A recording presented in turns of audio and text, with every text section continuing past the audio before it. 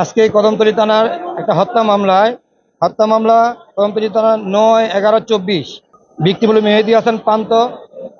ওনাকে গুলি করে হত্যা করে এই মামলায় বিজ্ঞ আদালতে হাসানুল হক ইনু, রাশেদ খান মেনন ও পলক জুনায়েদ আহমেদ পলক এই স্বৈরাচারী হাসিনার ৩জন প্রেতাত্মাকে নিয়ে আসা হয় সুনারেশ দেখানোর জন্য।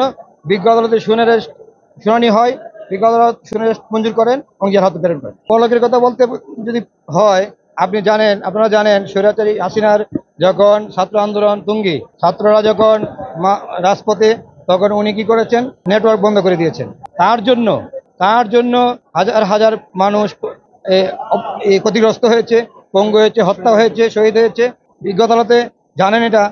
আর আপনারা জানেন ওর বয়স অল্প, একজন অল্প বয়সে মন্ত্রিত্ব পাওয়ার কারণে সে অপরাধ যে করেছে সেটা এখন অনুতপ্ত এই কারণে কান্নাকাটি করে। এটা অভিনয় তাদের।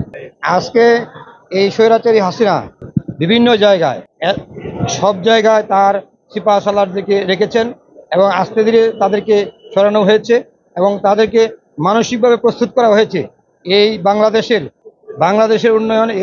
এটা আমাদের দেশ, মাতৃভূমি, এটার ভালোবাসা তৈরি করতে একটু সময় লেগেছে।